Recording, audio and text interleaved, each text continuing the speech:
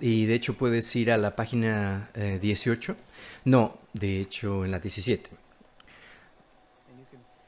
Y puedes leer esto. Hemos enseñado la vida de Dr. Lake antes y de hecho una serie completa y entraremos en detalles en esas áreas, en esa serie, pero quiero llevarte a... De hecho, veremos la página... De hecho, sí, creo que es la 18 entonces. Y para el tiempo que... Bueno, hubo muchas cosas que sucedieron en Sudáfrica, pero cuando regresó a Estados Unidos visitó Inglaterra en 1914. De hecho, asistió a la formación de las asambleas de Dios, también comenzó lo que llamó el Consejo Internacional Apostólico y la idea, de ahí salió el ministerio. La idea era que no sería una denominación, sino una organización mediante la cual hombres y mujeres de Dios podrían reunirse y hablar sobre doctrinas que estaban surgiendo en la iglesia y llegar a una conclusión sobre esas cosas. No era destinado a ser una cosa controladora, era una confraternidad donde la gente podía reunirse. Y es eso lo que seguimos haciendo en este día y es de hecho la base del ministerio. Técnicamente el nombre John G. Lake Ministries él nunca lo usó. De hecho usó misión de fe apostólica, tabernáculo apostólico, iglesia apostólica, usó estos diferentes términos. También salas de sanidad, instituto de curación divina. Así que hubo muchas cosas y términos que usamos. Usamos el término ministerio John G. Lake para que la gente sepa en verdad cómo encontrar lo que el doctor Lake enseñó y más sobre su vida. Ahora, la familia nos dio el derecho de usar el nombre. De hecho, somos el único ministerio que le han dado el derecho de usar ese nombre. Ahora, aquí quiero llevarte como a la mitad de la página en su manual y cuando habla de cómo siempre que, una vez que llegó a Spokane, sé que estoy regresando un poco en la historia, la primera sesión te di una descripción general y unos pocos detalles, pero cuando llegó a Spokane, de hecho enseñó en lo que se llamaba la Iglesia de la Verdad y en ese momento eso habría sido, se llamó una iglesia de nuevo pensamiento, pero bueno, los invitaron a hablar ahí, no estaba de acuerdo con sus doctrinas ni nada de eso, pero lo invitaron porque escucharon de los resultados que tenía en sanidades y creían en la sanidad. Hoy día habrían sido más como una iglesia de ciencia cristiana, entonces bueno, fue ahí, predicó, la gente sanó y incluso gente fue salva, llena del Espíritu Santo, así que se estaban moviendo en esa dirección. Y un poco después de eso fue cuando se mudó al Centro de Reconstrucción de la Roca, donde comenzó las salas de sanidad. Ahora, es muy simple cómo funcionan esto. Se ha dicho mucho a lo largo de los años. Los hechos son muy claros y lo podemos probar. La original, cuando John dejó Spokane en 1920, y luego regresó allí alrededor de 1927. Ahora estaba yendo y viniendo, a veces venía y iba, pero su sede estaba en Portland. Pero cuando regresó y pasó por ahí de los años 30, un incendio había destruido todos los edificios del centro de Spokane. Entonces tuvieron que reconstruir todos los edificios. Entonces lo que finalmente fue reconstruido como el edificio Rookery no era el mismo edificio en el que John Lake estaba cuando él estuvo ahí. Así que, bueno, lo que has escuchado, si has escuchado algo sobre el edificio de Spokane, no era cierto. En realidad nunca puso pie en ese edificio y nunca tuvo nada que ver con él. Un edificio completamente distinto. Ahora, la razón por la que lo digo es porque debemos darnos cuenta de que Dios no está interesado en santuarios. No está interesado en lugares especiales como Jesús no vino a morir por un edificio. Vino a morir por la gente. Y el énfasis es la gente, no en un lugar. Y donde quiera que hay dos o tres reunidos en su nombre, ahí está Él. Es muy simple. Entonces no tienes que ir a un lugar. para experimentar la presencia de Dios.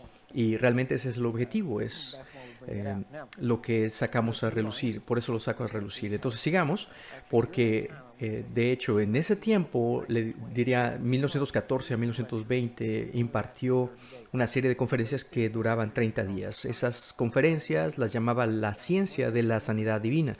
Lo único que debes recordar es que si te remontas a ese periodo de tiempo, la ciencia era grande, todo era científico, todo, sabes, electricidad era nuevo o relativamente nuevo, había mucha mística alrededor de la ciencia. Entonces lo llamó la ciencia de la curación divina porque lo desglosó y lo hizo tan simple. Y lo que necesitaba era que si querías aprender a sanar o ser sanado, tenías que aceptar asistir a clases durante 30 días todos los días. Todos los días me refiero lunes a viernes y solo estarían enseñando como una hora, hora y media cada día. Luego sábado y domingo no tenían clases, tenían servicios en la iglesia y en los servicios de la iglesia en realidad tenía servicios de demostración, lo que significa que deliberadamente ministraban sanidad como una demostración del poder de Dios.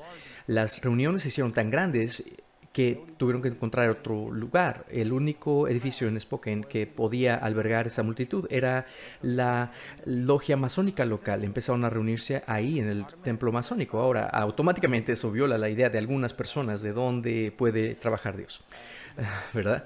Pero tenía algo, de hecho, tremendo testimonio. De hecho, tenemos un testimonio que en el día un día que dio una profecía que fue la razón por la que la familia me pasó el misterio para mí, um, se encontró con una mujer que sostenía a un niño en sus brazos enfrente de la propiedad de la logia masónica y el niño no tenía pie y en realidad más corto, no tenía pie. Y mientras él estaba parado ahí, oró por el niño, se dio la vuelta para irse y la madre grita y se dan cuenta que tiene el niño ahora un pie. Lo baja, el niño empieza a tratar de caminar, empieza a aprender el equilibrio, todo eso, pero fue un milagro tan notable que causó una multitud aún mayor el próximo domingo ahí en la logia masónica ocurrió en ese terreno. Así que bueno, como dijimos antes, donde el pecado abunda, la gracia sobreabunda. No importa dónde sea, Dios obra a través de los que están dispuestos para que obre a través de ellos. Amén. Bueno, sigamos. Entonces, de hecho, también fundó cuartos de sanidad en Sacramento y luego hizo otros en San Diego, otras salas y en otros lugares también. Habló en Los Ángeles, en la iglesia, cuando el pastor Canyon estaba en esa iglesia. Entonces todos esos nombres intersectan en algún momento. No sé si has escuchado de Kenyon, he hablado con él, con su familia, he hecho algunas investigaciones, sale algunas acusaciones en contra de él, infundadas. De hecho hay un libro acerca de eso. Pero bueno, durante ese tiempo, cuando él falleció en 1935, su esposa Florence realmente vivió hasta 1964, por lo que ella lo sobrevivió por bastante tiempo. Y tuvieron un total de 12 hijos entre su primera esposa y segunda esposa. La primera esposa tuvo 7, la segunda 5. Y Gertrudis, que era su hija, como de hecho se casó, ella se casó con Wilford Wright y se casaron. Wilford entró en el ministerio de John Lake como en 1931 y luego se casaron.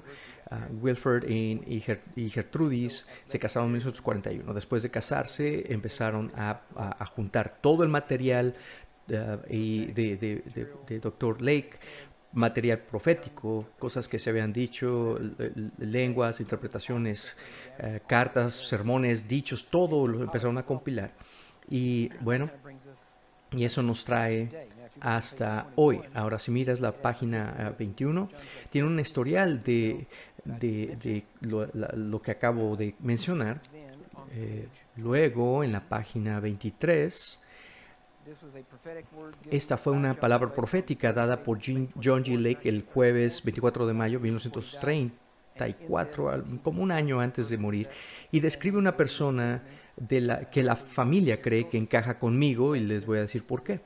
pero bueno, esta profecía es la razón por la que la familia nos pasó el ministerio a nosotros. Hay algunos detalles aquí que son muy específicos y es por eso que nos lo dieron. Así que bueno, pase a la página 25. Debería ir y leer esto en algún momento y les voy a dar algunas ideas en base a eso. Pero en la página 25 es como entré al ministerio. Como dijimos antes, nací el 1 de abril. La próxima semana cumplo 57 años, nací en 1959, soy hijo único y luego a los 17 meses estábamos en una reunión familiar. En realidad recientemente estaba con mi madre, estábamos hablando de unos detalles de lo que pasó y me dio mucho más detalles de cosas que sucedieron día a día en el hospital. Es muy interesante para mí, en fin.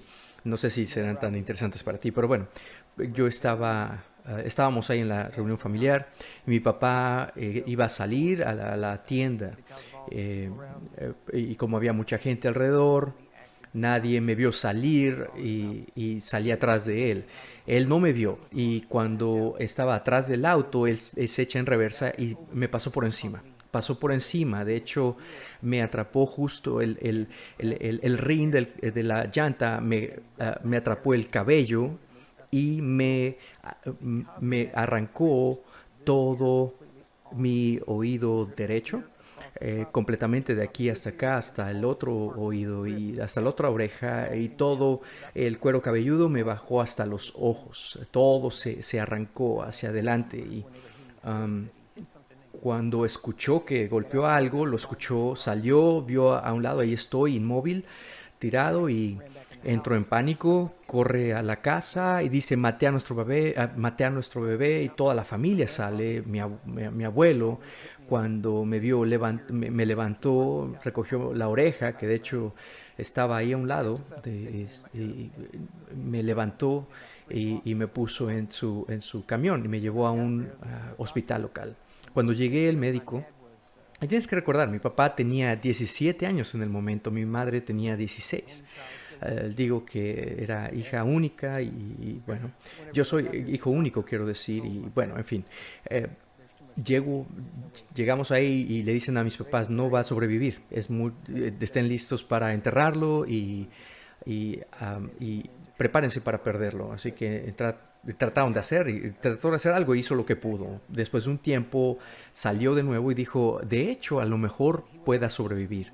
Ahora, cuando regresó a seguir trabajando en mí, mi mamá salió a orar. Ella era pentecostal y comenzó a orar y le dijo, Dios, te lo dedicamos. Entonces, si quieres dejarlo vivir, yo lo criaré y lo entrenaré para servirte a ti. Así que déjalo vivir.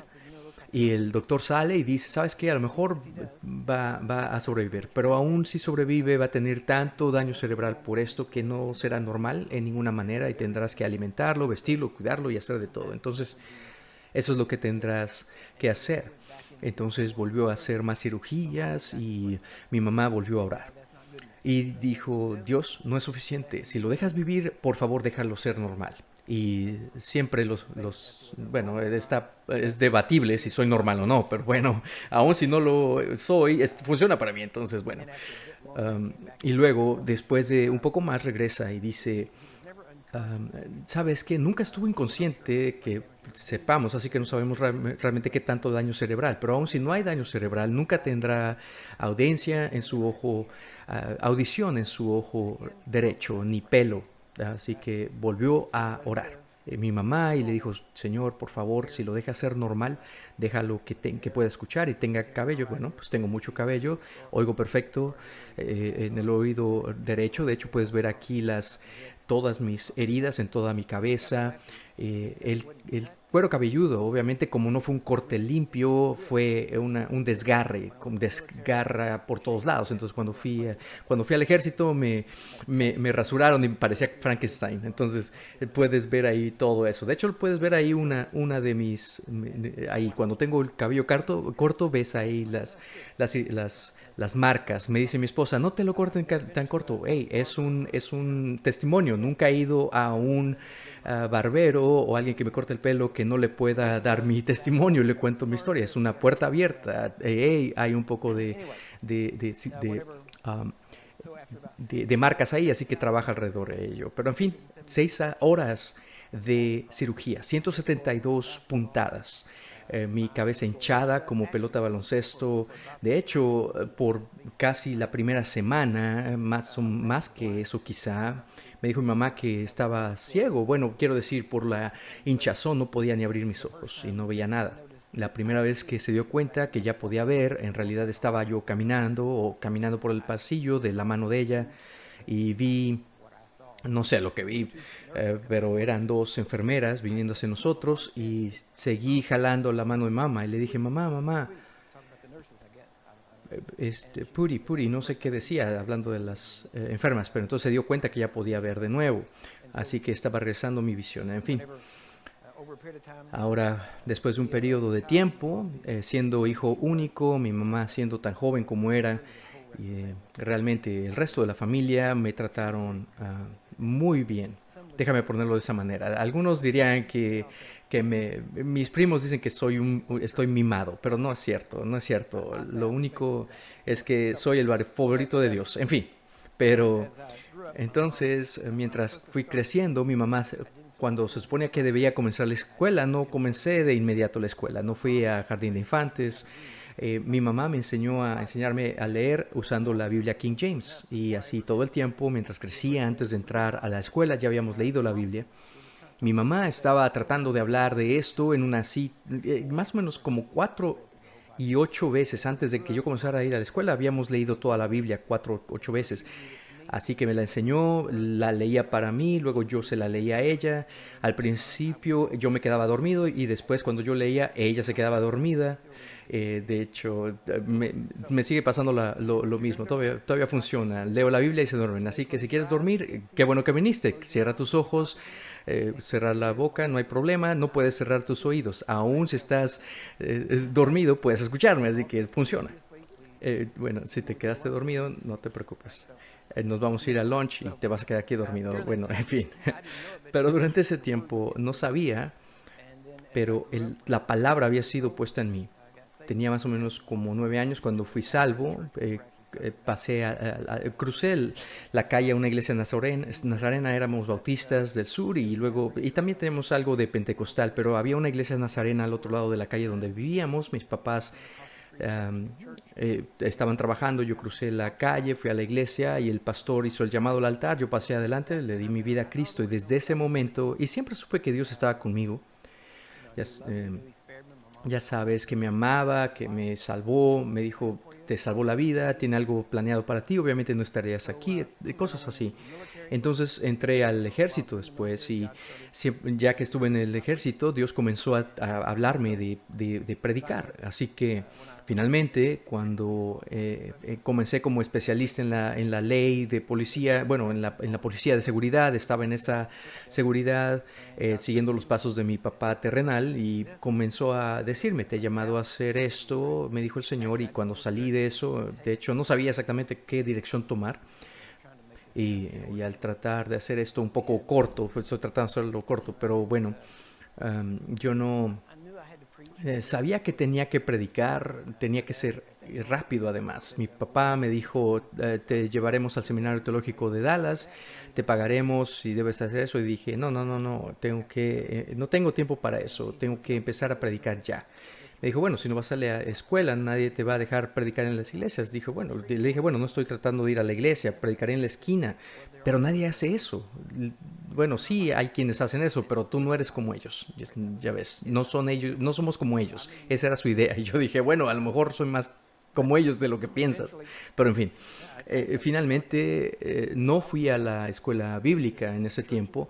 Visité un par de iglesias. La primera iglesia que fui era una iglesia bautista de libre albedrío y en ese momento en el ejército solamente ponías tener un bigote, y cuando fui a la iglesia bautista el pastor me dijo, si quieres servir a Dios, lo primero que tienes que hacer es quitarte el bigote porque el Señor no puede usarte si tienes vello en la cabeza. Bueno, no sé de dónde sacaron eso en la Biblia, pero aún en esa edad fui suficientemente inteligente para salir de ahí y no regresar, porque si esto puede detener a Dios, todos estamos en problemas. Así que am, terminó, bueno, en ese tiempo estaba enseñando artes marciales para ganarme la vida.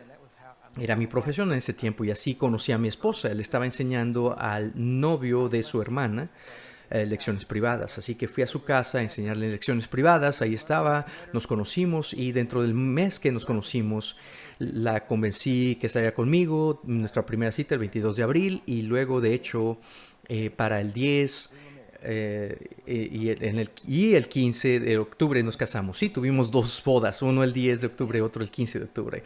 La del 10 fue algo muy rápido. En otras palabras, pensé que iba a trabajar para el Departamento Correccional de Texas y no pensé que me dejarían estar ahí para el 15. Así que dije, si nos vamos a casar, tenemos que hacerlo ahora. Así que fuimos a la iglesia y despertamos al pastor casi a la medianoche. Llamé a mis padres, traje a mi mejor amigo como testigo y nos casamos en la oficina de la iglesia ahí. Y luego la siguiente semana el abuelo de mi esposa, que era un ministro bautista, se supone que nos iba a casar, así que ahí fuimos y nadie sabía de su lado de la familia. De mi lado todos ya sabían, pero así que no había nadie de mi lado. Y de su lado de la familia todos estaban ahí y todos decían, ay, es ser huérfano. Pero ya sabes, pero bueno, ya estábamos casados y nadie sabía todavía. En fin, nos casamos y después de hecho, después de un año y medio más o menos, tuvimos a nuestro primer hijo. Nuestro primer hijo, hija, Erika Dawn Blake.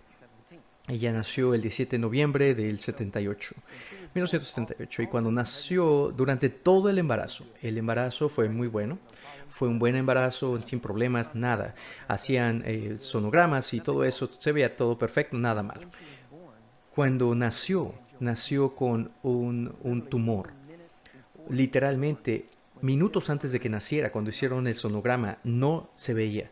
No se veía. No saben cómo no lo vieron, de hecho. Y cuando nació con este tumor eh, que está hecho imagínense vasos sanguíneos en una bola. Del tamaño de mi puño era ese tumor. Y lo que era inusual era la locación porque esto pasa en diferentes lugares del cuerpo, pero es el primer niño jamás en el récord que estaba en su lengua. Cuando nació, su lengua obviamente era de tamaño de mi puño, afuera de su boca, rojo, y era muy horrible verlo, honestamente. Fue una sorpresa para todos, el doctor se sorprendió, nosotros también todos. Así que como nunca habían visto algo así, no sabían exactamente qué hacer los doctores, así que inmediatamente sabían que tenían que hacer una traqueotomía porque de otra manera no podría respirar, así que lo hicieron. Y entonces programamos un avión que nos llevara de Sherman, Texas, donde nació, a Galveston, al hospital infantil de ahí. Volamos y en ese momento la internamos en el hospital. Yo trabajaba en Texas Instruments y bueno, la llevé al hospital. Mi esposa se quedó en el hospital, literalmente dormía en la sala de espera.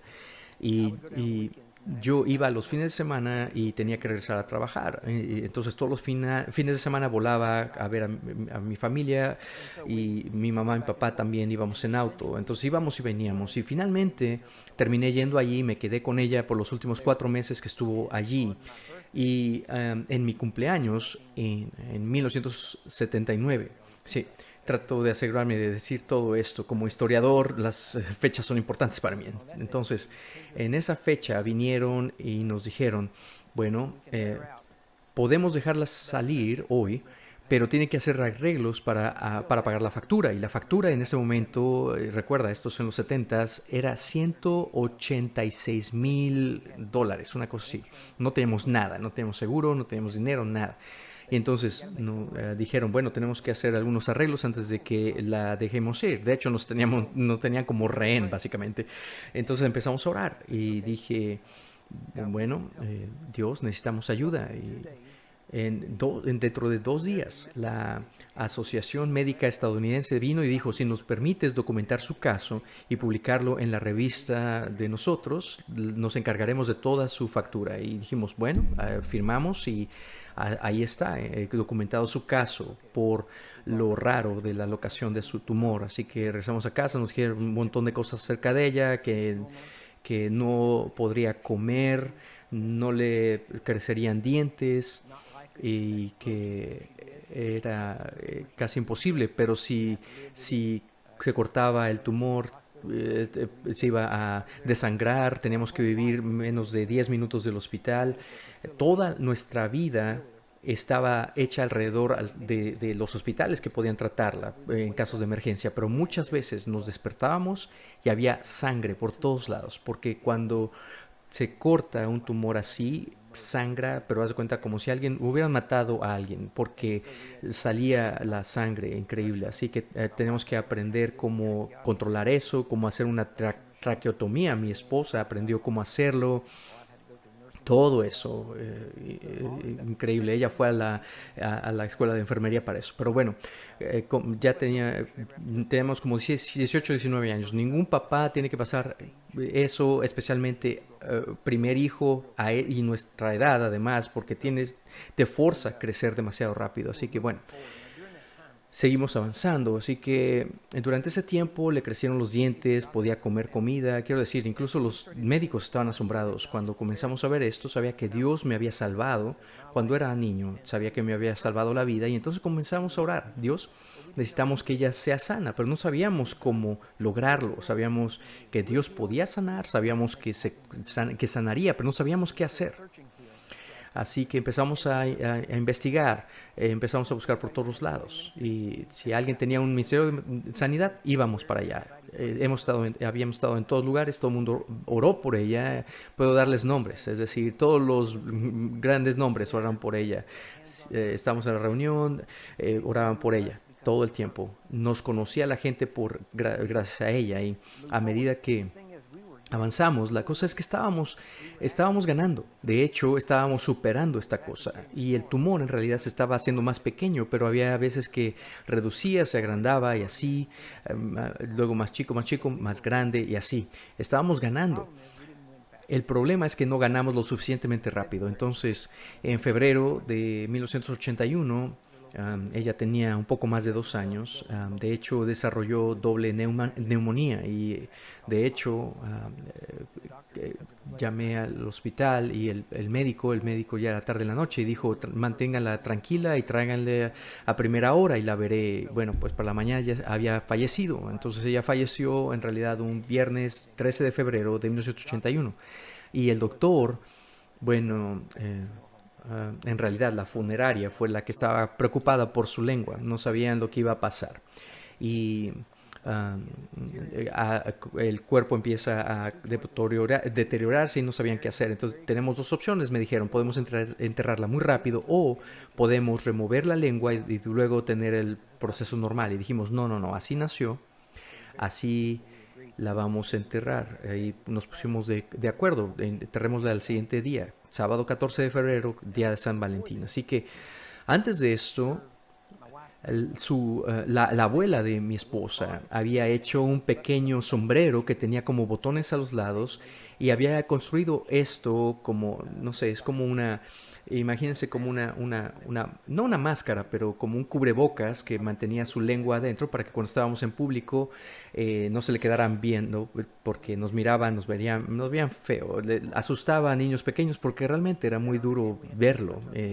Entonces, y teníamos que mantener su lengua húmeda, porque si no sangraría, se agrieta, sangra, así que le poníamos esta cubierta en su lengua y tenemos que mantenerlo húmedo para que no se secara. Y ahí veníamos en la carriola, en el mall, y la gente todavía volteaba a ver, pero no sabían qué era. Pero había ocasiones que ella no le gustaba tenerla puesto como niño, entonces lo bajaba y sabíamos cuando se la había bajado por la respuesta, la reacción de la gente alrededor. Pero bueno, antes de que falleciera, de hecho estábamos en Luisiana e íbamos a ayudar a iniciar una iglesia allí. Estábamos predicando en una casa.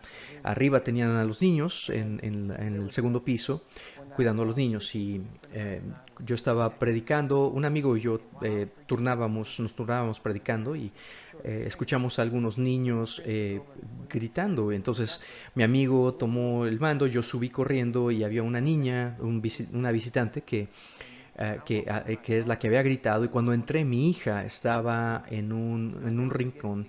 Y nunca lo olvidaré porque fue uno de esos momentos decisivos en los que te das cuenta de algo, porque por primera vez reconocí que ella se dio cuenta que ella no era normal. Y porque cuando entré la niña estaba gritando cuando la vio, entonces mi hija automáticamente se cubrió la cara así con los brazos porque sabía cuál era el problema. Y así que para mí, para cualquier padre, ese es, wow, es uno de esos puntos de quiebre. Y así volvimos a buscar sanidad, estudiarlo para obtener resultados. Nos mudamos de regreso a Texas y falleció. La enterramos el día de San Valentín, aquí cerca de McKinney, en el cementerio al lado de la carretera aquí. Mientras estábamos ahí, todos estaban ahí en el ataúd blanco, hacía frío, estaban bajando el ataúd y no quieren que los papás estén ahí en ese momento, pero estábamos ahí, así que le hablamos a todo el mundo. Todos los que habían orado por ella tratábamos de ponerlos en el teléfono, no nos contestaban, en fin, me molestaron algunas cosas. Ahora las entiendo, pero no fue fácil superarlas, que mucha gente no quiso venir conmigo a acompañarlas. Pero en fin, y seguí tratando de conseguir a alguien que supiera cómo resucitar a los muertos o hacer algo. He escuchado las historias, pero no sabía, no encontré a nadie que estuviera dispuesto por lo menos a intentarlo. Así que ahí estábamos. Tomé a la mano de mi esposa y le dije, Dios, no hubo ningún hombre para mí cuando lo necesitaba, pero si tú me enseñas la verdad sobre la sabiduría divina, seré yo el hombre para alguien más, para que no tengan que tener una tumba como yo. Así que eso nos lanzó. Ahora escuché acerca de John Lake, de Smith Wigglesworth, fue increíble.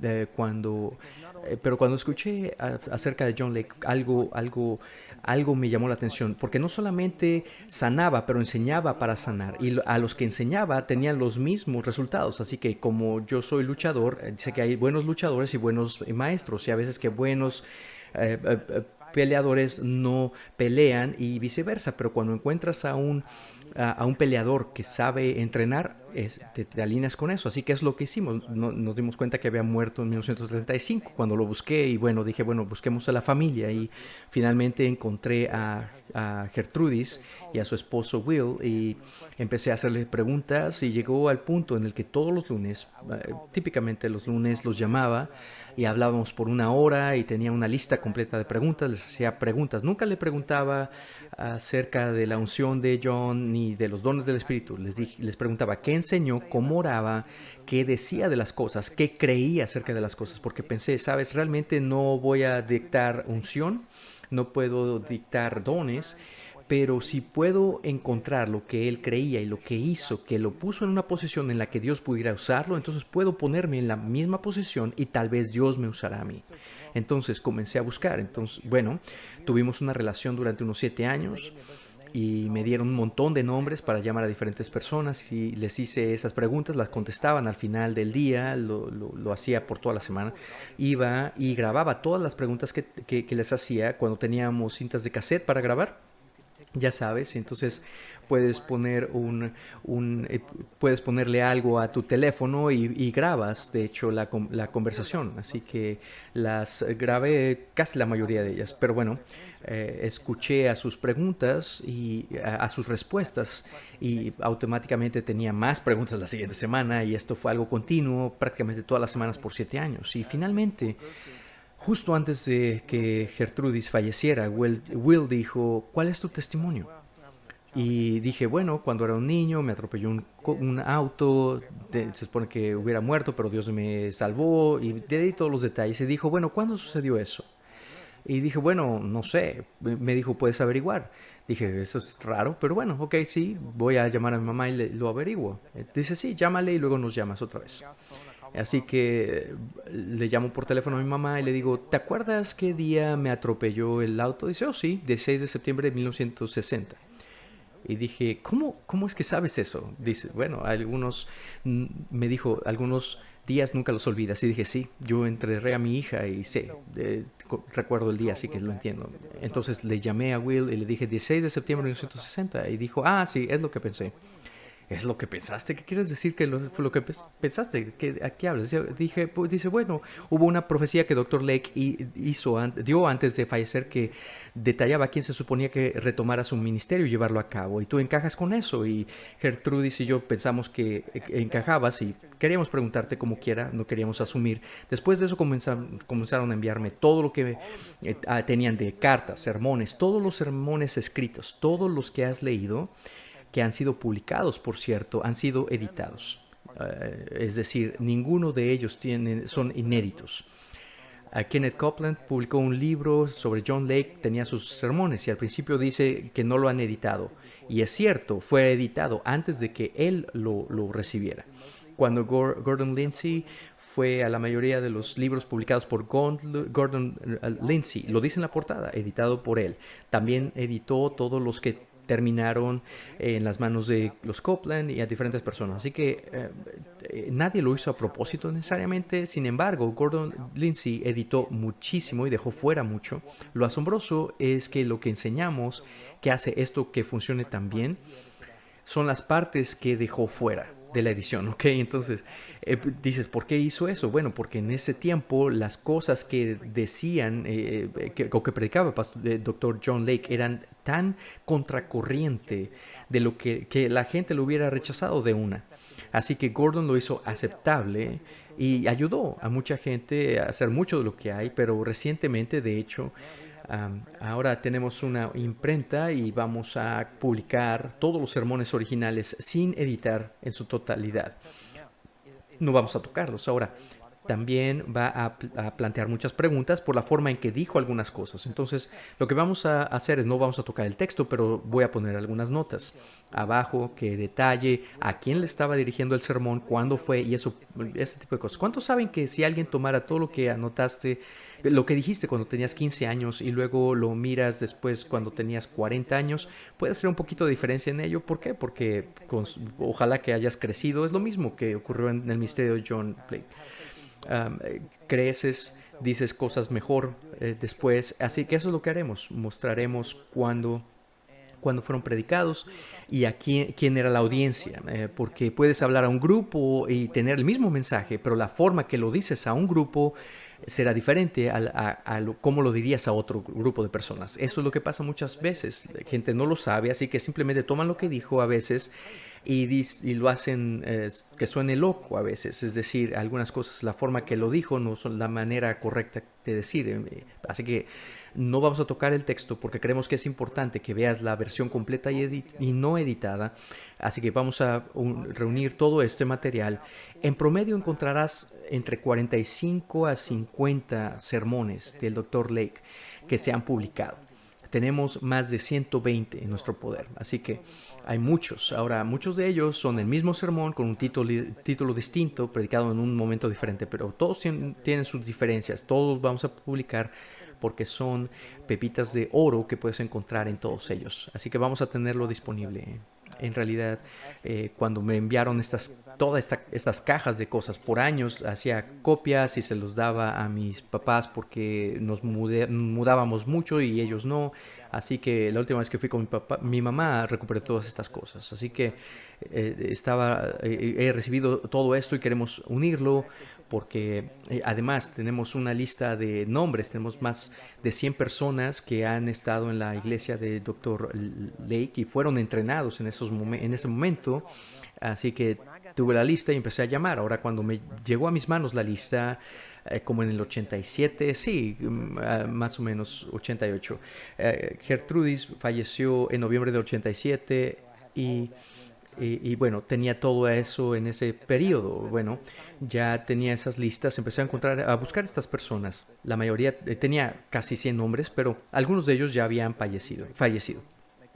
Empezamos a revisarlo, hicimos llamadas telefónicas por todos lados y tenía una lista de preguntas que le pregunté a cada persona porque dije, si le pregunto a todos la misma pregunta, entonces las respuestas que obtengo, que son similares, son la verdad absoluta. Todo lo demás a lo mejor son recuerdos personales o algo que tiene cierta variación. Así que comencé a mirar todas esas cosas y luego en 1995 fui a Alvin, Texas, para escuchar a Pauline, que era la nuera de Charles, a predicar. Estábamos ahí cerca de Houston, en las afueras, y dije, ¿sabes qué? Hay algunas personas en la lista que estaban en Houston, así que los empezamos a buscar. Encontré a uno que estaba vivo. Ya estaba en un hogar de ancianos, tenía 92, 93 años en ese momento. La visité y comencé a hacerle las mismas preguntas. Y después del segundo día de estar ahí y pasar tiempo ahí, creo que estaba empezando a caerle mal y se estaba hartando de mí. Así que finalmente me dijo, bueno, si tuvieras el manual, todas tus preguntas serían respondidas. Y dije, bueno, sería genial si tuviera el manual, por suerte, sería perfecto, pero no he encontrado ni uno. Oh, yo tengo uno, me dijo. Y dije yo como que, ok, bueno, es así como que dije, wow, esto es increíble, ¿verdad? ¿A qué te refieres que tengo uno? Sí, tengo uno. Bueno, ¿me lo regalas? Claro que no. Puedes leerlo si quieres.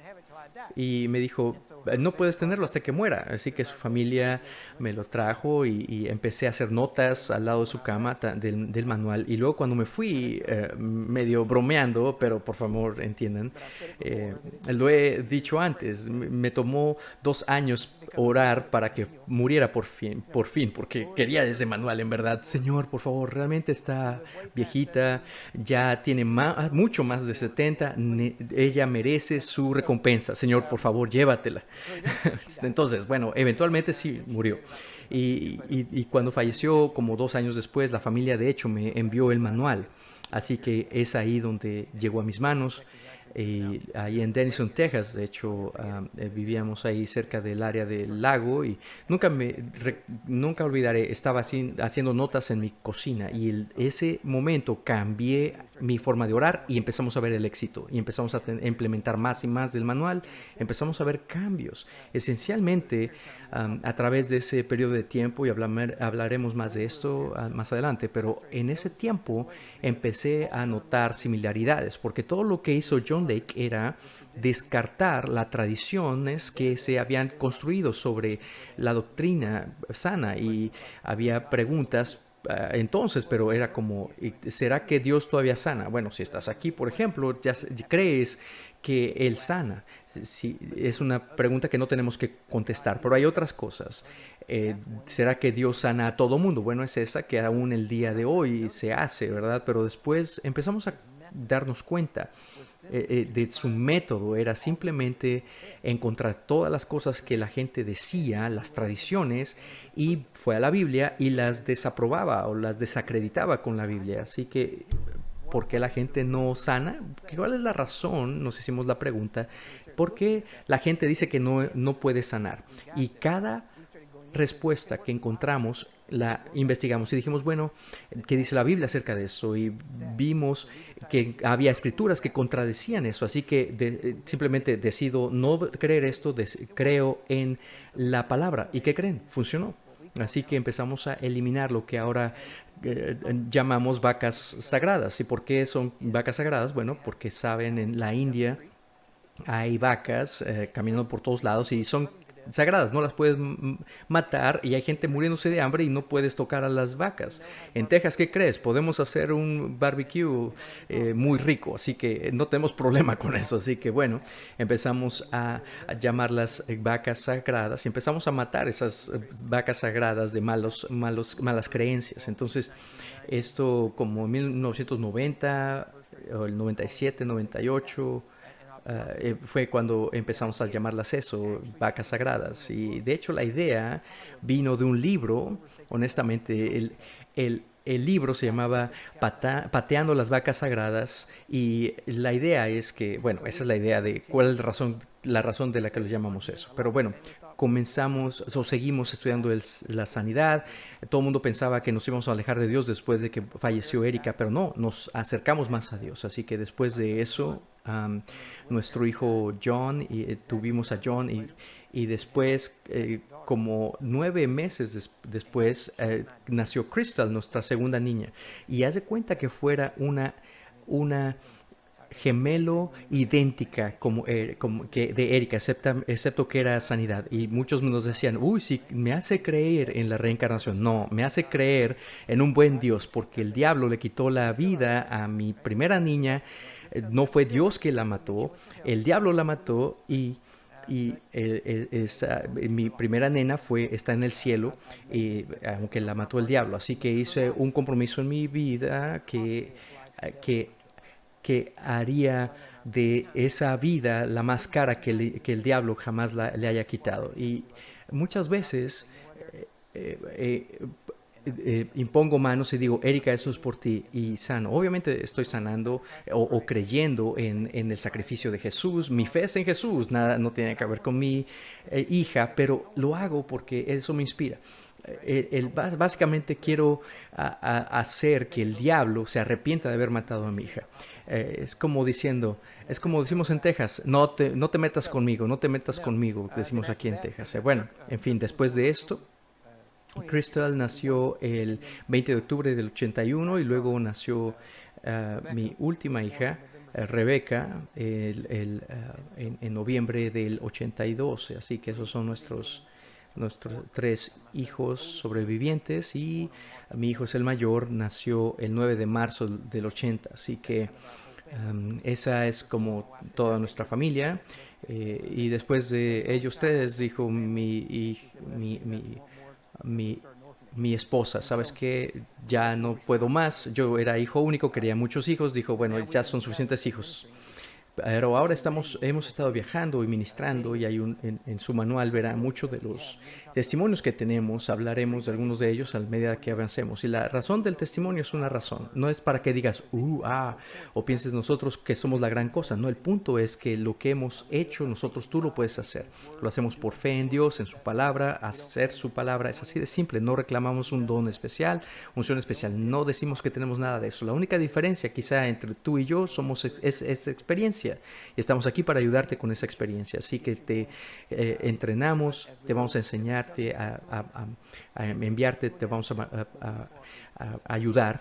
Pero cada testimonio tiene una razón, es un principio, no tiene que ver nada más con el testimonio como tal, sino para aprender algo de ese testimonio. Porque estos testimonios son de victoria, pero mucho del oro que encontrarás es por gracias o por razón de que alguien murió, porque no analizas tus victorias, sino tus fracasos. Así muchas de las ideas y las pepitas de oro que encontramos es porque vamos y le decimos, Señor, ¿qué no funcionó?